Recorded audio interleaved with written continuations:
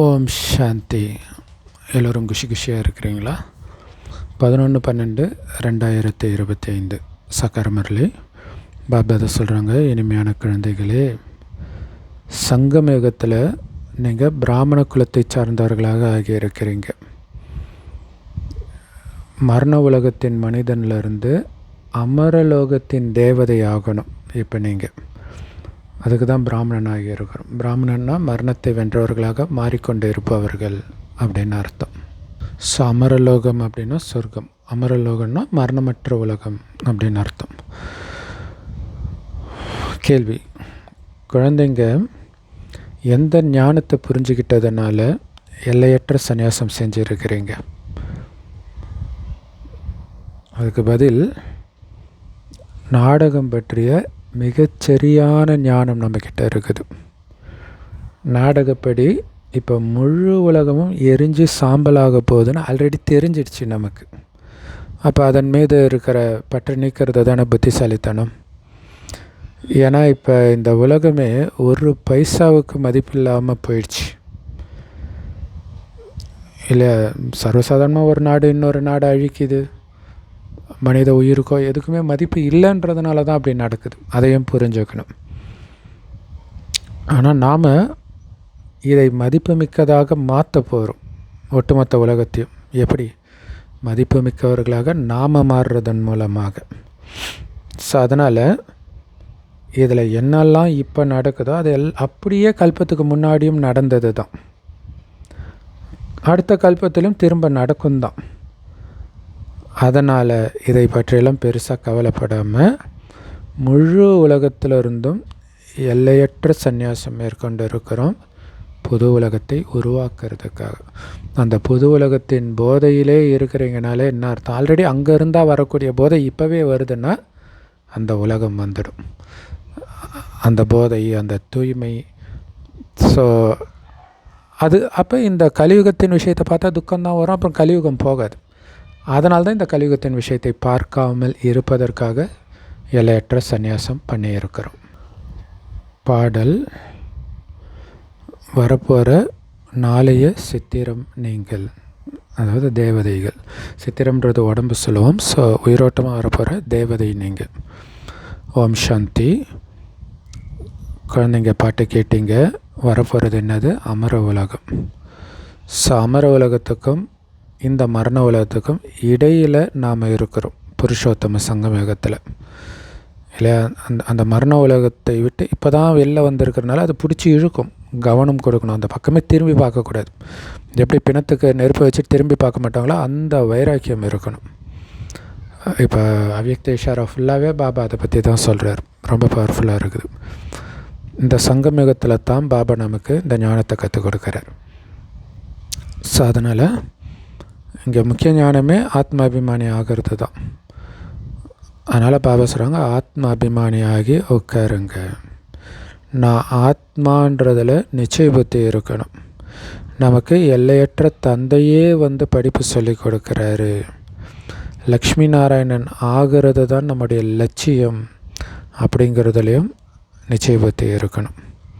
இந்த மரண உலகத்துடைய மனுஷன்லேருந்து அமர உலகத்தின் தேவதையாகணும். இந்த மாதிரி படிப்பை ஒருபோதும் நாம் காது கொடுத்து கேட்டதே கிடையாது முழு கல்பத்துலேயும். இப்போ மட்டும்தான் கிடைக்கிது. குழந்தைகளே, ஆத்ம அபிமானி ஆகி உட்காருங்க அப்படின்னு யாரும் சொல்லி நாம் கேட்டதும் கிடையாது, பார்த்ததும் கிடையாது. எல்லையற்ற தந்தை தான் வந்து நமக்கு இந்த படிப்பை சொல்லி கொடுக்குறாருன்ற நிச்சய புத்தி இருக்கணும் உங்களுக்கு. எந்த தந்தை? எல்லையற்ற நிராகார சிவத்தந்தை, உடலற்ற கடவுள் வந்து சொல்லிக் கொடுக்கிறார். நாம் இந்த புருஷோத்தம சங்கமயுகத்தில் இருக்கிறோம். இந்த சங்கமயுகத்தில் பிராமண சம்பிரதாயத்தை சார்ந்தவர்களாக நாம் மாறி இருக்கிறோம். பிறகு நாம் தேவதையாகணும். முதல்ல சூத்ர சம்பிரதாயத்தினராக இருந்தீங்க. பாபா வந்து நம்மளை கல்புத்தியிலிருந்து தங்க புத்தியுடையவராக மாற்றுறார். ஆனால் நாம் சத்தியுகத்தில் இருக்கும்போது முதல்ல சதோ பிரதானமாக தங்க புத்தியுடையவராகத்தான் இருந்தோம். இப்போ இப்போ மீண்டும் அதே மாதிரி ஆகிறோம். அதுக்காக தான் நடந்ததே நடக்குன்றார். நீங்கள் ஆல்ரெடி ஆனீங்க, அந்த மாதிரி ஆகணுன்றதுக்காக. ஸோ அதில் கவனம் கொடுக்கறதுக்கு பதில், ஐயோ என் வாழ்க்கையில் கஷ்டமாக இருக்குது, இதே தான் ஒவ்வொரு கல்பத்தில் நடக்குமா, பாபா கிடச்ச உடனே அந்த கஷ்டம் போயிடும், பாபா சொல்கிற மாதிரியே நடந்தால், இல்லை அவருடைய நினைவை தவிர எதையுமே நினைக்காதீங்கன்றார். இதை கற்றுக் கொடுக்க இதுக்கு முன்னாடி யாரும் கிடையாது. ஸோ போக போகிற சொர்க்கத்தை நினைங்கன்றார். ஆனால் எதை பார்க்காதீங்கன்றாரோ அதையே பார்த்துட்டு அழுதுட்டு இருந்தால் பாபா என்ன பண்ண முடியும்? ஸோ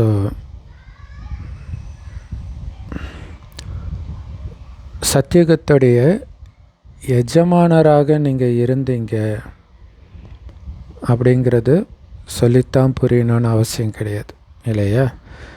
சத்தியுகத்தில் உலகத்துக்கே எஜமானராக இருந்தீங்க.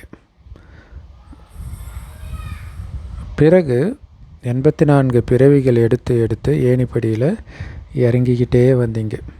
சதோ பிரதானத்திலேருந்து சதோவிலேருந்து ரஜோவிலேருந்து தமோவிலேருந்து தமோ பிரதானம் ஆயிட்டீங்க. ஸோ இதோடைய நினைவாக தான் அந்த சரஸ்வதி பூஜை, அந்த குலு வைப்பாங்களே சரஸ்வதி பூஜைக்கு, படிக்கட்டாக வைப்பாங்க. ஸோ அந்த படிக்கட்டில் இறங்கிட்டே வரும் சதோ பிரதானம், சதோ, ரஜோ, தமோ அப்படின்ட்டு. ஸோ முதல்ல நாம் சதோ பிரதானமாக இருக்கும் பொழுது தங்க புத்தி உடையவர்களாகத்தான் இருந்தோம். பிறகு மறுஜன்மம் எடுக்க தான் ஆத்மா மேலே கரைப்படியுது. ஆனால் இதை மனுஷங்க புரிஞ்சுக்கிறதே கிடையாது. பாபா சொல்கிறாரு, நீங்கள் இதுக்கு முன்னாடி எதுவுமே தெரியாமல் தான் இருந்தீங்க, குருட்டு நம்பிக்கை தான் இருந்துச்சு இல்லை, ஏதோ கண்ணை மூடிட்டு கடவுள் அப்படின்ட்டு எதை பார்த்தாலும் வணங்கிட்டு வந்தீங்க. எதையுமே தெரிஞ்சிக்காமல் யாருக்காவது பூஜை பண்ணுறீங்க அல்லது நினைவு செய்கிறீங்கன்னா அதுக்கு பேர் குருட்டு நம்பிக்கை தானே. மேலும் உங்களுடைய சிரேஷ்ட தர்மத்தையும் மறந்துட்டீங்க, சிரேஷ்ட கர்மத்தையும் மறந்துட்டீங்க. அதனால் உங்களுடைய கர்மமும் கீழானதாக ஆயிடுச்சு, தர்மமும் கீழானதாக ஆயிடுச்சு மறந்துட்டதுனால.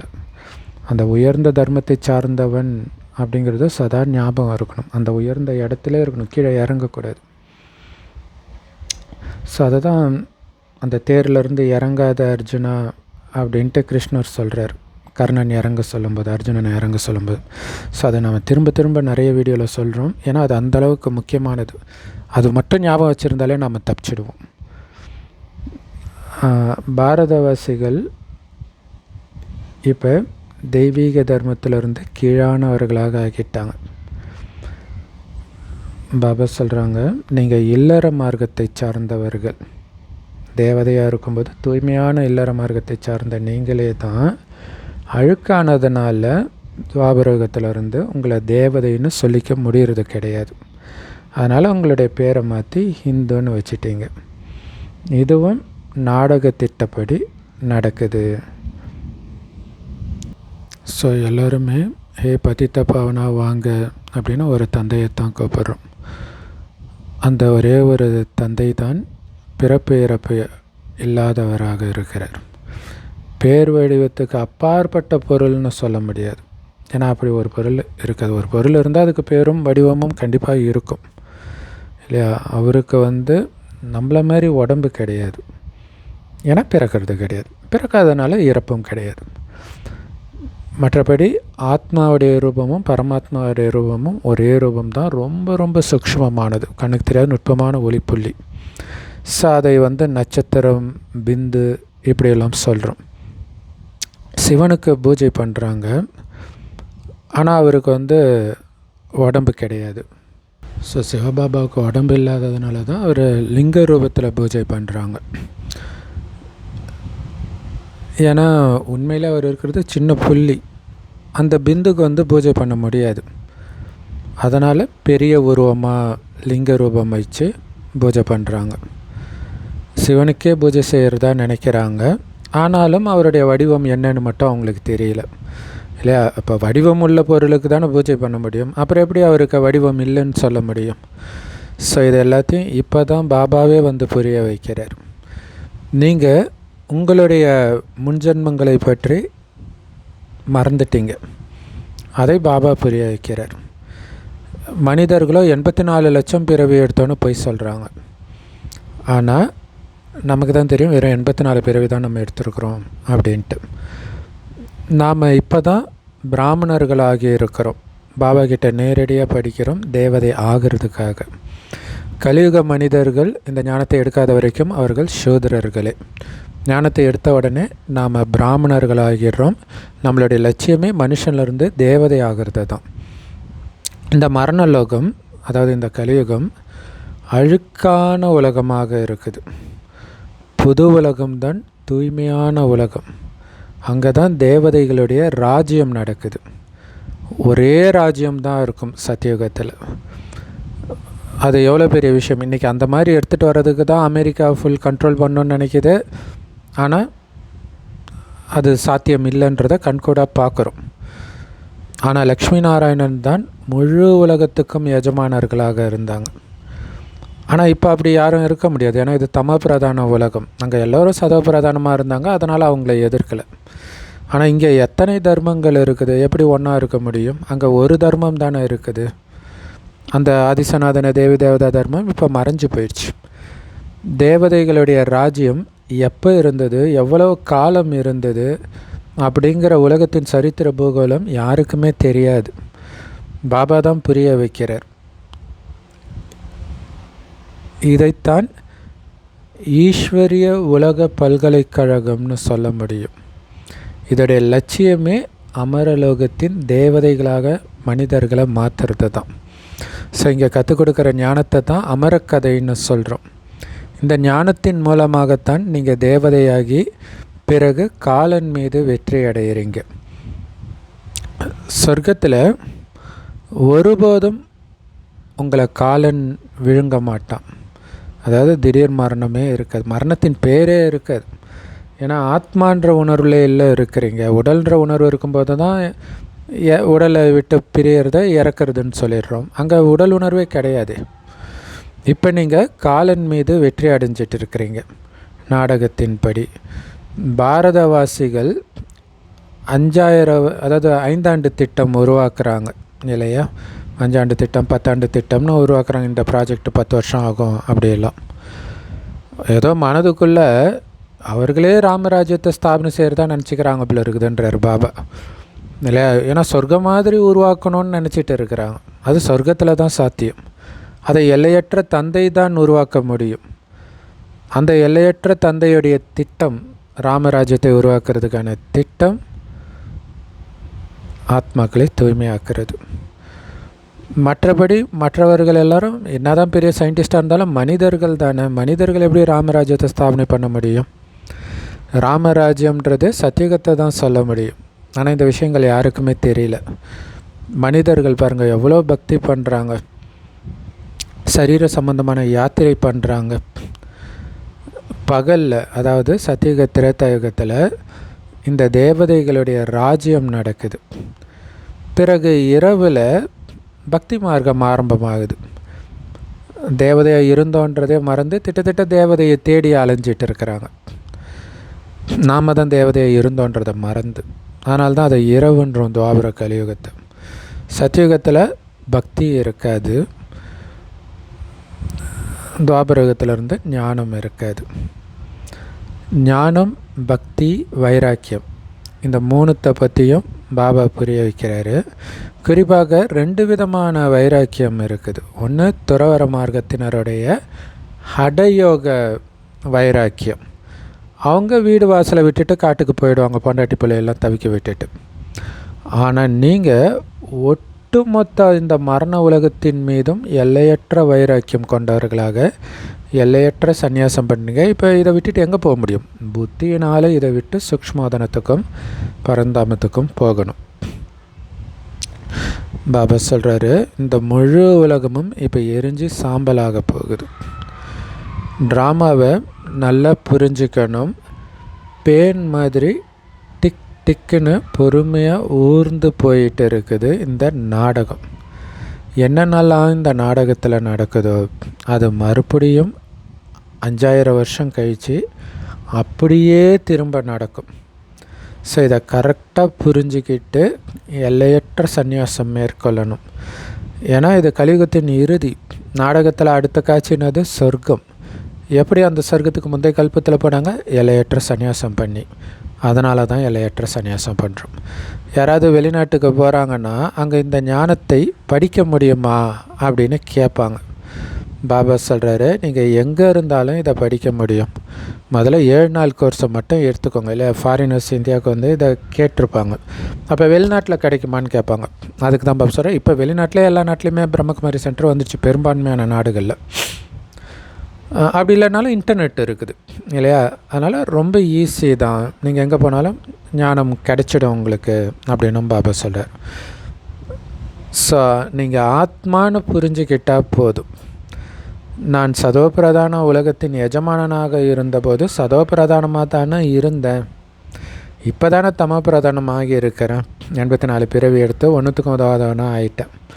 ஸோ இப்போ மீண்டும் நான் மதிப்பு மிக்கவனாக எப்படி ஆகிறது? சதோபிரதானமாக ஆகிறதன் மூலமாக. அது எப்படி ஆகிறது? பாபா நினைவிலேயே இருக்கணும், வேறு எதையும் நினைக்காமல் பாபாவை நினைக்கணும். இப்போ சுற்றி இருக்கிறது கலியுகம், தமோபிரதான உலகம். இதுக்கு பிறகு கண்டிப்பாக சத்தியுகம் வரப்போகுது. பாபா எவ்வளோ ஈஸியாக புரிய வைக்கிறார். ஸோ அதனால் முதல்ல 7 நாள் கோர்ஸ் நல்லா புரிஞ்சுக்கோங்க. எப்படி நாம் சதோபிரதானத்துலேருந்து தமோபிரதானமாக ஆனோம் அப்படிங்கிறத தெரிஞ்சுக்கணும். காமச்சிதையில் உட்காந்து தான் தமோபிரதானம் ஆகணும். இப்போ மறுபடியும் ஞானச்சிதையில் உட்காந்து சதோபிரதானமாக ஆகணும். உலகத்துடைய சரித்திர பூகோளம் திரும்பவும் அதே மாதிரி நடக்க போகுது. மீண்டும் அந்த தேவதைகளுடைய உலகம் வரப்போகுது. ஏன்னா சக்கரம் சுற்றிக்கிட்டே இருக்குது இல்லையா? இப்போ சங்கம யுகம், இதுக்கு பிறகு சத்தியுகம் வரப்போகுது. சங்கமயுகம் வந்துடுச்சுனாலே சத்தியுகம் வந்துடுச்சின்னு தான் அர்த்தம். இப்போ நாம் கலியுக விகாரிகளாக இருக்கிறோம். இதிலிருந்து விலகி எப்படி சத்தியுக நிர்விகாரியாக மாறுறது, அதற்கான வழியை சொல்கிறதுக்கு தான் பாபா வந்திருக்கிறேன். எங்ககிட்ட எந்த விதமான நல்ல குணமும் இல்லைன்னு சொல்லி கடவுளை கூப்பிடுறாங்க. இப்போ எங்களை தேவதை மாதிரி தெய்வீக குணம் நிரம்பியவராக ஆக்குங்கன்னு பாடுறாங்க. ஸோ பாபா வந்துட்டார். ஆனாலும் யார் முந்தைய கல்பத்தில் தேவதையாக ஆகிறதுக்கு முயற்சி பண்ணாங்களோ அவர்களே தான் மீண்டும் வந்து முயற்சி செஞ்சு ஆவாங்க. முதல்ல உங்களை ஆத்மானு புரிஞ்சுக்கோங்கன்னு பாபா சொல்கிறார். ஏன்னா ஆத்மா தான் ஒரு உடம்பை விட்டுட்டு இன்னொரு உடம்பை எடுக்குது. அதனால் நான் ஆத்மா அது மைண்டுக்குள்ளே ஓடிக்கிட்டே இருக்கணும். அதை தான் ஆத்மா அபிமானி ஆகிறதுன்றது. இப்போ தான் ஆத்மா அபிமானி ஆகிறதுக்கான கல்வி உங்களுக்கு கிடைக்கிது. வேறு எப்போவுமே ஆத்மா அபிமானி ஆகிறதுக்கான கல்வி உங்களுக்கு கிடைக்காது. அதே மாதிரி எப்போவுமே ஆத்மா அபிமானியாக நீங்கள் இருக்கவும் முடியாது. சத்தியுகத்தில் உங்கள் உடம்புக்கு பேர் இருக்கும். லக்ஷ்மி நாராயணனுக்கு அந்த உடம்புக்கான பேர் அது லக்ஷ்மி நாராயணன். ஸோ அந்த பேரை வச்சு தான் எல்லா காரியமும் அங்கே நடக்குது.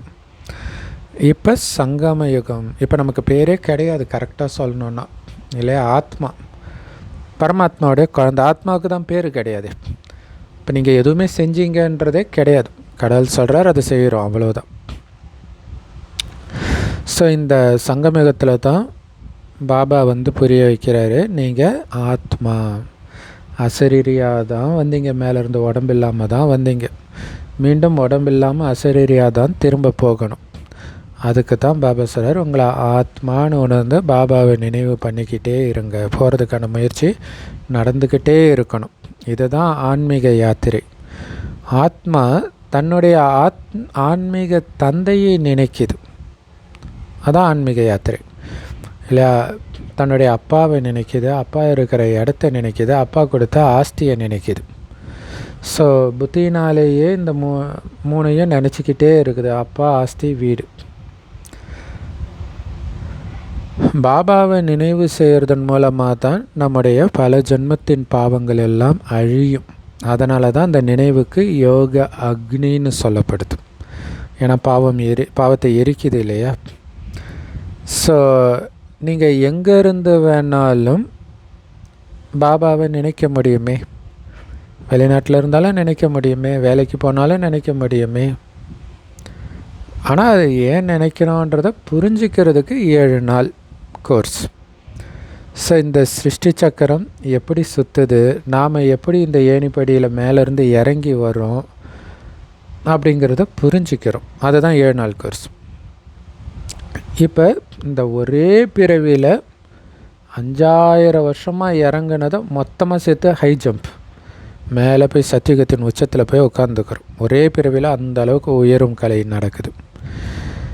வெளிநாட்டில் நிறைய பாபா குழந்தைங்க இருக்கிறாங்க, அங்கேயும் முரளி கிளாஸ் நடக்குது. ஏன்னா இது பாடசாலை, ஸ்கூல் இல்லையா.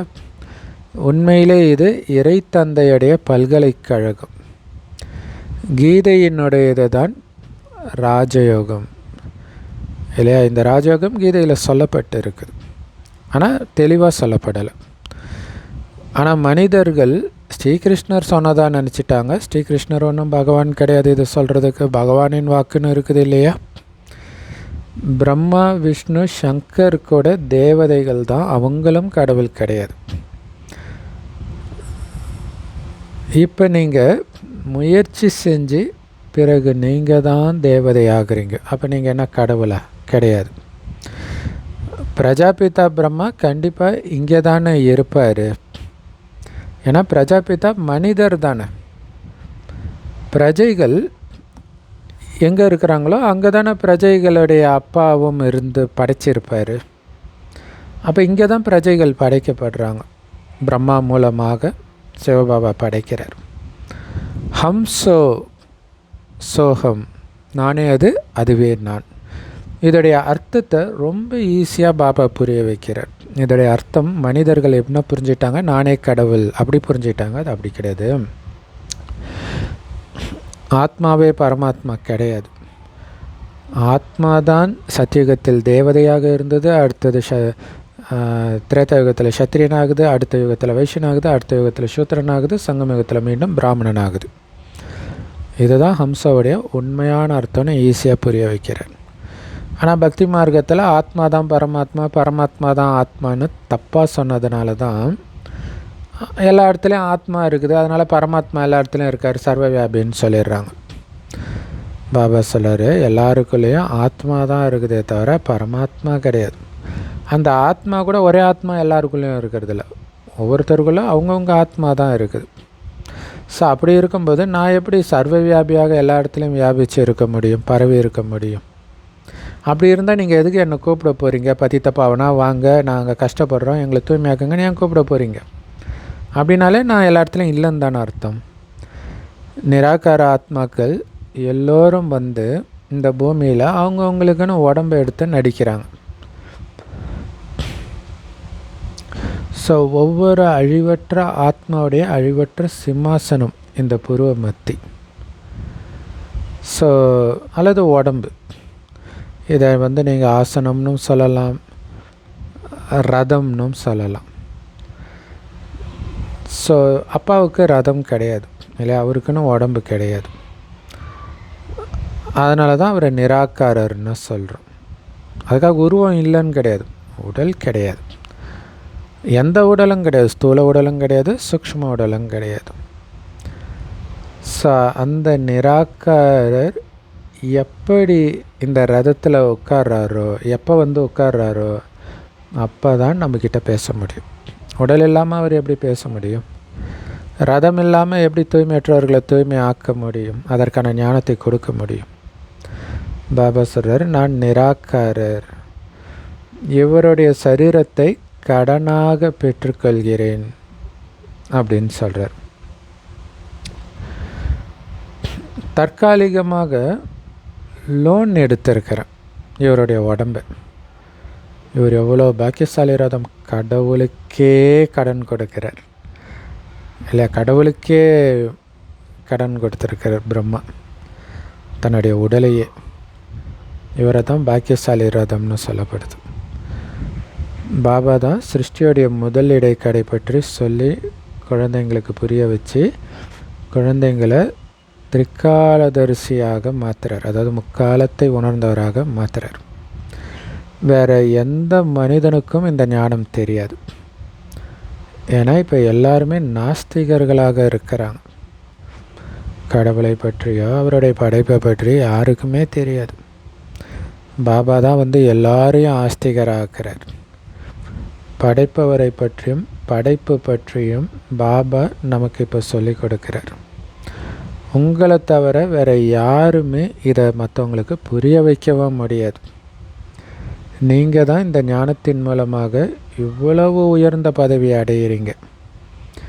இப்போ மட்டும்தான் இந்த ஞானம் அதுவும் உங்களுக்கு மட்டும்தான் கிடைக்கிது. பிராமணர்களுக்கு, பிராமணரான பிறகு தான் கிடைக்கிது.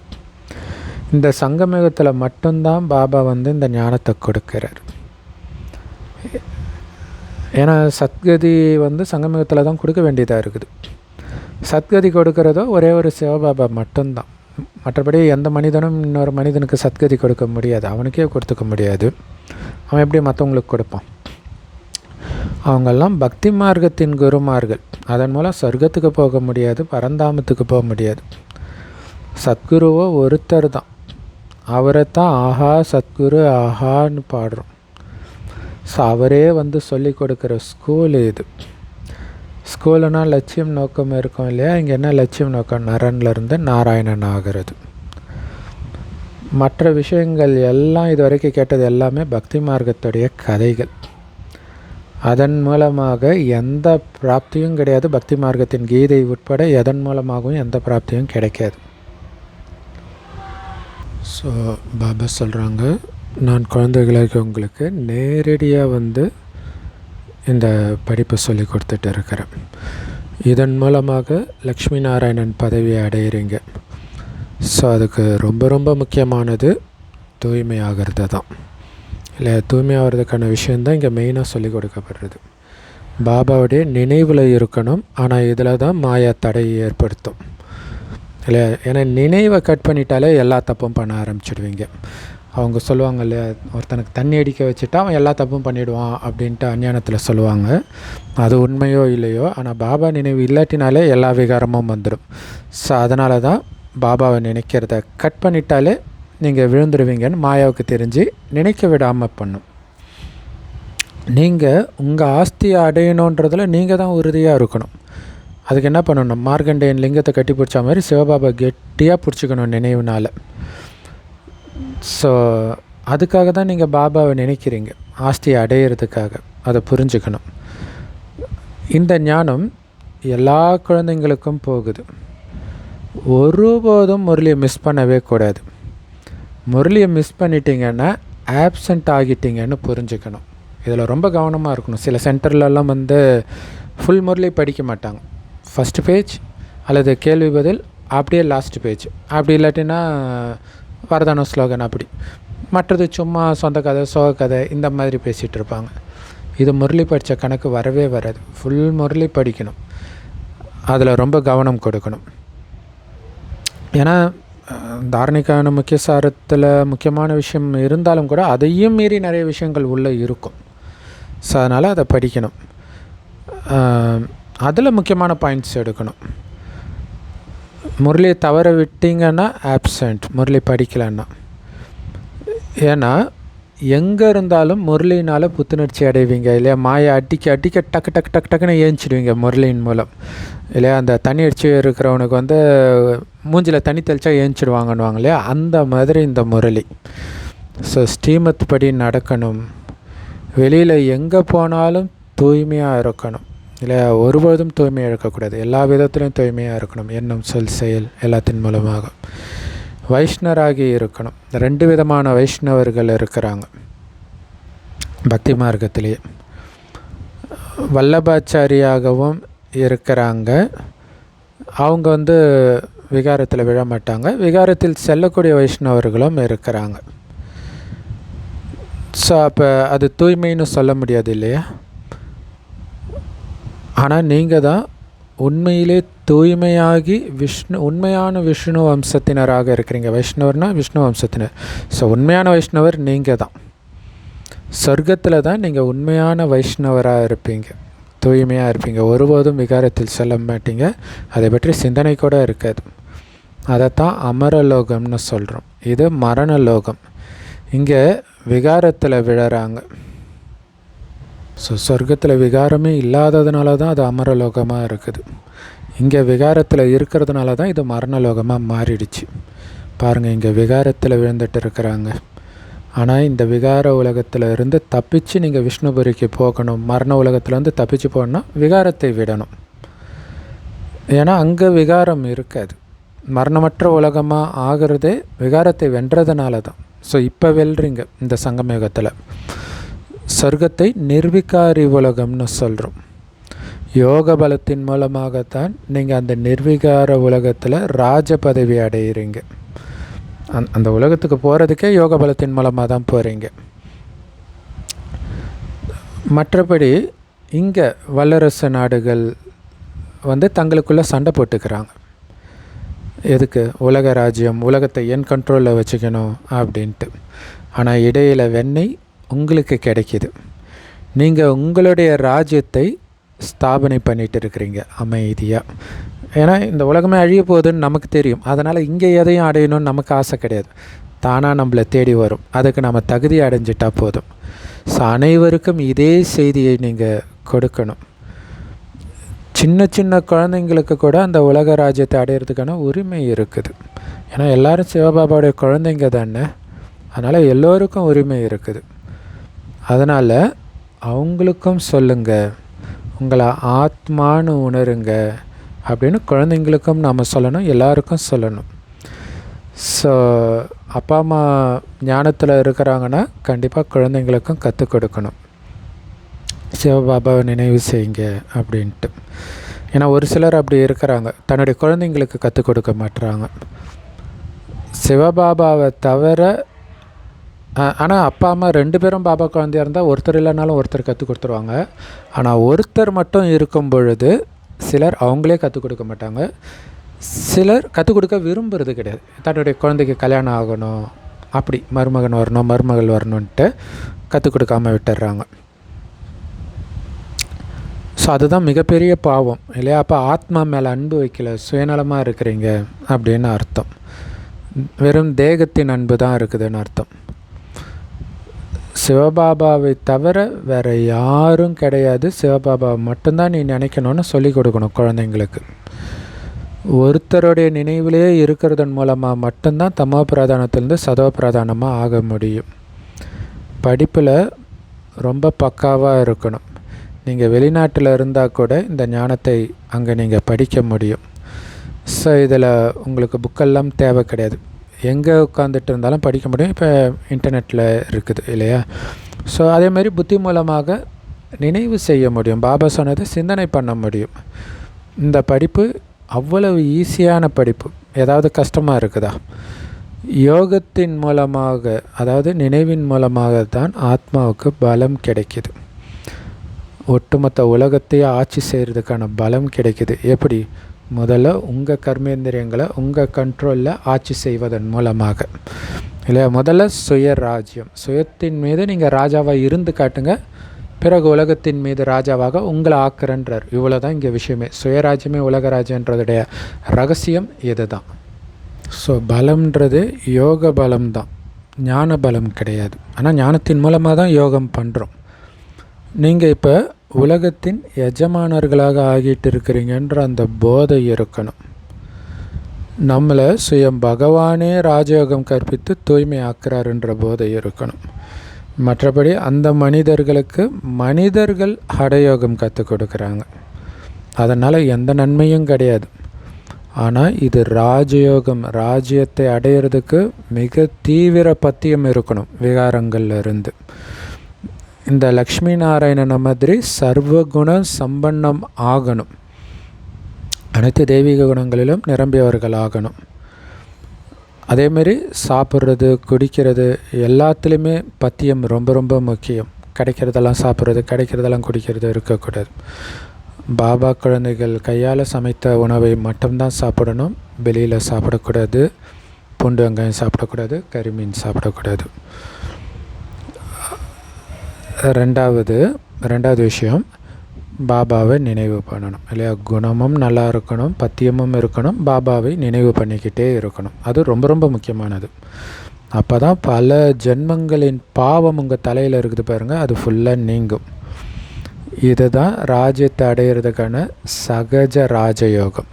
இது எப்படி ஈஸியான ராஜயோகம்னா, உலகமே உங்கள் காலுக்கு அடியில் வருது ஈஸியாக. அதனால தான் இது சகஜ ராஜயோகம் இல்லையா? அவங்க எவ்வளோ கஷ்டப்படுறாங்க, அமெரிக்கா போன்ற நாடுகள் உலகத்தை தன் கட்டுப்பாட்டில் வச்சுக்கிறதுக்கு. நாம் அப்படியே கஷ்டப்பட்டுட்டு இருக்கிறோம். உட்கார்ந்த இடத்துல உலக ராஜ்யன்ற வெண்ணெய் நம்மளை தேடி வருது இல்லையா? ராஜ்யத்தை எடுக்கலைன்னா ஏழையாயிடுவீங்க. அதனால் அதுக்கு முயற்சி பண்ணணும். ஸ்ரீமத் படி ஃபுல்லாக நடக்கணும், முழுசாக ஸ்ரீமத் படி நடக்கணும். கொஞ்சம் கூட இந்த ஸ்ரீமத்தை விட்டுருவேன் அந்த ஸ்ரீமத்தை விட்டுருவேன்னு இருக்கக்கூடாது. அப்படி ஃபுல்லாக ஸ்ரீமத்தை ஃபாலோ பண்ணால் தான் உயர்ந்தவராகி உயர்ந்த பதவி அடைவீங்க. ஏன்னா கீழான நிலையிலிருந்து உயர்ந்தவர்களாக ஆகிறதுக்கு தான் இங்கே வந்திருக்கிறோம். உச்சத்தை தொடணும். அதனால தான் கோயிலெலாம் பாருங்களேன், கோபுரத்தின் உச்சத்தில் இருக்கும், போகிற வழியில் இருக்காது, உச்சத்தில் இருக்கும். ஸோ அப்போ அந்த உச்சியை அடைந்ததுனால தான் அவங்க அங்கே இருக்கிறாங்க. உச்சி பிள்ளையார் கோயில், இது மாதிரி நிறைய கோயில் சொல்லுவாங்க இல்லையா? ஸோ அதுக்காக பாபாவை நினைவு செய்யணும். பாபா நினைவு செய்ய தான் மேலே போக முடியும். ஸோ இது புதுசு கிடையாது இல்லையா? முந்தைய கல்பத்திலும் இதேமாதிரி ஞானத்தை அடைந்து உச்சத்தை அடைஞ்சிங்க. இப்போ அதை மீண்டும் அடையிறீங்க. சத்தியுகத்தில் நம்ம ராஜ்யம் மட்டும்தான் இருக்கும், வேறு எந்த ராஜ்யமும் கிடையாது இல்லை. இன்றைக்கி உலகம் ஃபுல்லாகவே துவைதம் ஆயிடுச்சு. எல்லாத்துலேயும் 2 பெரிய கட்சி இருக்கும். ஸோ இவங்க அவங்கள தப்பாக பேசுவாங்க, அவங்க இவங்கள தப்பாக பேசுவாங்க. அங்கே தப்பாக பேசுகிறதுக்கு இன்னொரு கட்சியே இருக்காது, இன்னொரு ராஜ்யமே இருக்காது. இப்போ எப்படி இருக்கும், எவ்வளோ அமைதியாக இருக்கும் யோசிச்சு பாருங்கள். அதனால தான் அதை சுகதாமம்னு சொல்கிறோம். ஆனால் இப்போ எத்தனை மதம், எத்தனை வழி, எத்தனை பிரிவினை. அதனால்தான் இது துக்கதாமன்றோம். மேலும் நாம் எங்கேருந்து வந்தோம், அந்த பரந்தாமத்திலேருந்து வந்திருக்கிறோம். அது சாந்தி தாமம், அமைதியாக இருக்கும். உலகத்தில் மனிதர்கள் என்னென்ன பண்ணிட்டு இருக்கிறாங்க அப்படின்ட்டு பாபாவுக்கு ஆச்சரியமாக இருக்குதான். சிவபாபாவுக்கு மனிதர்களை பார்த்தா. கடவுள் ஒரு நாள் பூமியில் வர வேண்டும்னு ஒரு சினிமா பாட்டு இருக்குது. ஆனால் அவர் உண்மையிலே வந்து பார்த்து ஆச்சரியப்படுறார். குழந்தைங்க கம்மியாக பிறக்கணுன்ட்டு என்னென்னலாம் கஷ்டப்படுறாங்கன்றார். அது பாபா தானே பண்ண முடியும் அப்படின்னு அவங்க புரிஞ்சுக்கிறது இல்லை. என்னென்னமோ பண்ணுறாங்களே, குடும்ப கட்டுப்பாடு இதுன்ட்டு. ஆனால் மக்கள் தொகை ஏறிட்டே தான் இருக்குது. ஸோ பாபா தான் உண்மையான குடும்ப கட்டுப்பாடு பண்ணி வச்சுருக்கிறார். ஒரு தர்மத்தின் ஸ்தாபனை செஞ்சு மற்ற அனைத்து தர்மங்களையும் உடனடியாக விநாசம் பண்ணிடுறார். நம்ம தர்மம் ஸ்தாபனை ஆகிறதுக்கு தான் வெயிட்டிங், ஆயிடுச்சுன்னா டக்குன்னு காலி பண்ணுறார். 1 செகண்டு தான். இதை நினைத்தாலே நமக்கு வந்து ஆனந்த கண்ணீர் வரணும். பாபா நமக்காக ஒட்டுமொத்த உலகத்தையும் அழிக்கிறார். ஏன்னா லௌகீகத்தில் வந்து காதலன் காதலி பாட்டு பாடுவாங்களே, எப்படி உனக்கு ஏதாவது ஒன்று ஆயிடுச்சுன்னா நான் உலகத்தையும் அழிச்சிடுவேன் அப்படி இப்படின்ட்டு. அப்படி பாபா தான் உண்மையிலே பண்ணுறார். அந்த மனிதர்கள் பிறப்பு சதவீதத்தை குறைக்கிறதுக்காக என்னென்ன மருந்தெல்லாம் உருவாக்குறாங்க, கருத்தடை சாதனங்கள். ஆனால் பாபா கிட்ட ஒரே மருந்து, சக்திசாலியான மருந்து இல்லையா? காமமே வேண்டான்னா முடிஞ்சு போச்சு. அதை விட்டுட்டு என்னென்னமோ பண்ணுறாங்க. பாபா கிட்ட ஒரே மருந்து, தூய்மை. பாபாவை நினைக்க நினைக்க அந்த சக்தி கிடைக்கிது. ஸோ ஒரே தர்மத்தின் ஸ்தாபனை ஆக போகுது, சக்திசாலியான தர்மம். அவங்க தூய்மையாக இருக்க சொன்னால் அப்புறம் எப்படி உலகம் விருத்தி ஆகுன்றாங்க. கேட்குறவங்க அழிய போகிறாங்க, தூய்மையாக இருக்கிறவங்க தான் நிரந்தரமாக இருக்க போகிறோம். ஸோ இவங்க தூய்மை ஆகிட்டாங்கன்னு எல்லோரும் சொல்கிற நேரம் வரப்போகுதுன்றார். பிறகு மருந்து கொடுக்கறதுக்கான அவசியம் இருக்காது. ஏன்னா பாபா அந்த மாதிரி மருந்து கொடுத்துட்டார், மன்மனாபவன்ற மருந்து. அதன் மூலமாக 21 ஜென்மத்துக்கு தூய்மை ஆகிறீங்க. அந்த அளவுக்கு தூய்மையாக இருக்கிறதுக்கான சக்தி நிரம்புது மன்மனாபவன்ற ஒரு மருந்தில். ஸோ அந்த அளவுக்கு பாபாவை நினைத்து நினைத்து தூய்மையாகணும். நல்லது. அற்புதமான முரளி கொடுத்த அன்பான தாய் தந்தை பாப்தாதாவுக்கு அன்பு நினைவுகள் மற்றும் காலை வணக்கம். நாம் தூய்மையாகி உண்மையான வைஷ்ணவராகணும். சாப்பிட்றது குடிக்கிறது எல்லாத்துலேயும் முழு பத்தியம் இருக்கணும். மொத்தத்தில் கலியுகத்தில் உள்ள எதையுமே பார்த்தும் பார்க்காமல் கேட்டும் கேட்காமல் இருக்கணும். எதுவுமே மைண்டில் விட்டுறக்கூடாது. சிரேஷ்டமானவராக ஆகணுன்னா பாபா கொடுக்குற ஸ்ரீமத் படி தான் கண்டிப்பாக நடக்கணும். அது மட்டும்தான் நம்மளை உயர்ந்தவராக ஆக்கும். முரளி மூலமாக உங்களை நீங்கள் புத்துணர்வுடையவராக ஆக்கிக்கணும். எப்போவுமே எங்கே இருந்தாலும் ஒரு நாள் கூட முரளி மிஸ் பண்ணக்கூடாது. சதவ பிரதானம் ஆகிறதுக்கான முயற்சி பண்ணிக்கிட்டே இருக்கணும். அதாவது பாபாவை நினச்சிக்கிட்டே இருக்கணும். வரதானம் சுய கல்யாண், அதாவது கல்யாணம் நன்மை, தனக்கு நன்மை செய்கிறது அப்படிங்கிற நேரடி ஆதாரத்தின் மூலம் விஸ்வ கல்யாண், அதாவது உலகத்துக்கு நன்மை என்ற சேவையில் சதா வெற்றிமூர்த்தி ஆகுங்கள். அதாவது சுய மாற்றமே உலக மாற்றம்னு சொல்லணும் இல்லையா? ஸோ உங்களை மாற்றி காட்டி அதை ஆதாரமாக பார்த்து உலகம் மாறணும். அவங்களுக்கு இப்போ ஒரு ஆதாரமூர்த்தி வேணும். அதாவது நேற்று ஒரு பிரதர் கூட கேட்டார், ஏன் பாபா லக்ஷ்மி நாராயணனை முதல் 2 பிளேஸ் வருவாங்கன்னு முன்னாடியே ஏன் சொன்னார், அது தப்பு தானே அப்படின்னாரு. ஏன்னா நமக்கு முன்னுதாரணமாக இவங்க கண்டிப்பாக வருவாங்கன்னு பாபாவுக்கு தெரியும். அப்போ அதற்கேற்ற முயற்சி பண்ணியிருந்தால் தானே வருவாங்க. அப்போ அந்த முயற்சி அவங்க பண்ணுவாங்க, அவங்கள அப்படியே ஃபாலோ பண்ணுங்கன்னு. அதே மாதிரி பாபா கொடுக்குற ஞானம் எப்படி உங்களை மாற்றிச்சு அப்படிங்கிறத நீங்கள் உலகத்துக்கு உங்கள் மூலமாக காட்ட போகிறீங்க. ஏன்னா பாபா குழந்தைங்க தான் இருக்கிறதுலே கீழான நிலை அடைஞ்சிருப்போம். அது நம்ம தொடர்பில் இருக்கிறவங்களுக்கு தெரிஞ்சிருக்கும். ஸோ அப்படிப்பட்டவர்கள் இப்படி மாறி இருக்கிறாங்க அப்படிங்கிறது அவங்கள பிடிச்சி இழுக்கும். ஸோ அதனால தான் வால்மீகி வழிப்பறி கொலைக்காரனாக இருந்தான், மோசஸ் கொலைகாரனாக இருந்தான். இந்த மாதிரிலாம் கதை வருது. எல்லாம் நம்முடைய மகிமை தான். சரி, இதுக்கு விளக்கம், இன்றைக்கி மனிதர்கள்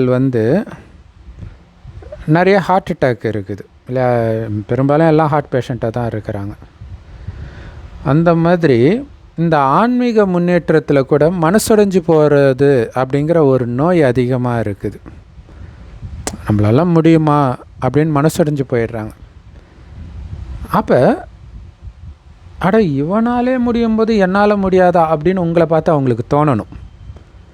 ஏன்னா நடைமுறையில் அந்த மாற்றத்தை பார்க்கும் பொழுது, அந்த ப்ரூஃபை பார்க்கும் பொழுது தான் அவங்களுக்கும் தைரியமும் சக்தியும் வரும்.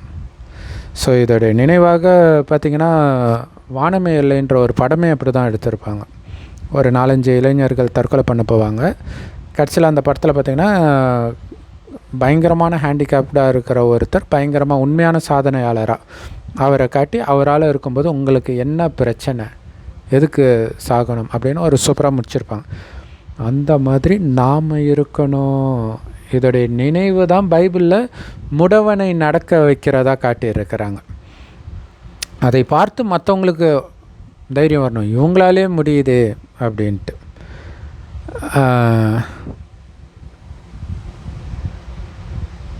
ஸோ அந்த தைரியத்தை உங்கள் மாற்றத்தின் மூலமாக கொடுக்கணும். ஏன்னா வார்த்தையினால் உனக்கு என் கஷ்டம் உனக்கு வந்தால் தெரியும்னுவாங்க. அதை விட பெரிய கஷ்டத்தில் நீங்கள் இருப்பதை பார்த்து அந்த நேரமும் சிரித்த முகம் மாறாமல் இருக்கிறத பார்த்து அவங்க மாறுவாங்க. ஏன்னா மற்றபடி நிறைய கேட்டுட்டாங்க, இப்படி பண்ணணும் அப்படி பண்ணணும் இதெல்லாம். ஆனால் இப்போ நிஜத்தில் அப்படி யார் இருக்கிறா பார்க்க விரும்புகிறாங்க. ஆதாரத்தின் மூலமாகத்தான் அவங்களுக்குள்ள மாற்றத்தை எடுத்துகிட்டு வர்றதுக்கு முயற்சி பண்ணவே அவங்க விரும்புகிறாங்க. ஸோ அதனால் உலகத்துக்கே நன்மை செய்கிறதுக்காக முதல்ல உங்களுக்கு நீங்கள் நன்மை செய்யுங்க. உங்களை உலகத்துக்கே முன்மாதிரியாக சாம்பிளாக மாற்றி காட்டுங்க. ஏன்னா உலக நன்மைக்கான சேவையில் இருக்கிறீங்களே, இதில் வெற்றி அடையணும்னா சுய சேவையில் வெற்றியாளராக ஆகணும். உங்களுக்கு நீங்கள் செய்கிற சேவை அதான் சேரிட்டி பிகின்ஸ் அட் ஹோம். வீட்டிலிருந்து தானம் செய்யணுன்றது. அப்போ வெற்றிமூர்த்தி ஆகிறதுக்கான சாதனமே டைரக்ட் ப்ரூஃப். எங்கேயோ இல்லை, என்ன பார். எஸ் சொன்னார்ல, இது கடவுளுடைய ஞானம் எப்படி நம்புறது? என்னை பார். கடவுளுடைய ஞானம் என்ன மேஜிக் பண்ணியிருக்குதுன்னு என்ன பார் இல்லையா? ஒரு மரம் தேவையான நேரத்தில் கனி கொடுக்கலன்ட்டு அந்த மரமே எரிஞ்சு சாம்பலாகு அப்படின்னு சாபம் விட்ட ஒரு மனிதன் அவருடைய எலும்பை சிலுவையில் இருக்கும்போது விழா எலும்பை ஒருத்தன் குத்தும்போது கூட அவனும் நல்லா இருக்கணும்னு நினைக்கிற அளவுக்கு கடவுள் மாற்றுறார். அது கடவுளுடைய மகிமை. ஸோ அப்படி நீங்கள் உங்களை மாற்றி கடவுளை வெளிப்படுத்தணும். இதன் மூலமாக தான் பாபா வெளிப்படுவார். எதையெல்லாம் பேசுகிறீங்களோ அது உங்களுடைய சொரூபத்தில் நடைமுறையில் தெரியணும். அப்போ தான் ஏற்றுக்குவாங்க இல்லையா? ஸோ அப்படி நீங்கள் மாறி காட்டணும். ஸ்லோகன் செம பவர்ஃபுல்லான வரதானம் இது இல்லையா? ஸ்லோகன் எப்போ மற்றவர்களுடைய கருத்தை உங்களுடைய கருத்தோடு இணைச்சி நடந்துக்கிறீங்களோ அப்போ தான் மற்றவங்களுக்கு மரியாதை கொடுக்குறீங்கன்னு அர்த்தம். ஸோ மற்றவர்களுடைய கருத்துனா அஞ்ஞானிகள் கருத்து அப்படி அர்த்தம் கிடையாது. ஒரு சேவை செய்யும் பொழுது நிறைய பேர் இப்படி பண்ணலாம் அப்படி பண்ணலாம், அதெல்லாம் வேலைக்கு ஆகாது அப்படி சொல்லாமல், ஆமாம் அது நல்லா இருக்குதே, எனக்கு இது தோணவே இல்லையே, சரி வாங்க அதையே பண்ணி பார்ப்போம், அப்படி பண்ணணும். அப்படி பண்ணும்போது அதுதான் அவங்களுக்கு கொடுக்குற மரியாதைன்றார் அவ்யக்த இஷாரா. அதுக்கப்புறம் நீங்கள் சொல்கிறதையும் அவங்க ஏற்றுக்குவாங்க. அவங்க சொல்கிறத நீங்கள் கேட்கவே இல்லைன்னா நீங்கள் சொல்கிறத அவங்க எப்படி கேட்பாங்க இல்லையா? அவ்யக்த இஷாரா சம்பன்னமாகிறதுக்கு கர்மதீத்த ஆகிறதுக்கான பயிற்சி. ஸோ கர்மாதீத்த நிலையை அடையணும், அதாவது கர்மத்தின் பாதிப்பிலிருந்து விடுபடுற நிலை தான் கர்மாதீத்த நிலை. அதை அடையணுன்னா நான் எந்த அளவுக்கு கர்மத்தின் பந்தனத்திலேருந்து விடுபட்டு இருக்கிறேன்னு செக் பண்ணுங்கள்.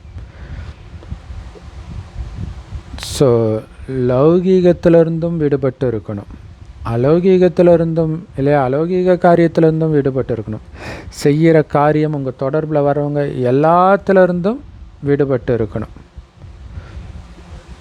ஸோ இது எல்லாத்துலேயும் எந்த அளவுக்கு சுயநலத்திலேருந்து நான் விடுபட்டு இருக்கிறேன் அப்படின்னு செக் பண்ணுங்கன்றார். லௌகீக காரியத்திலையும் சரி அலௌகீக காரியத்திலும் சரி காரியம் சம்பந்தம் எல்லாத்துலேயும் சரி. எப்போ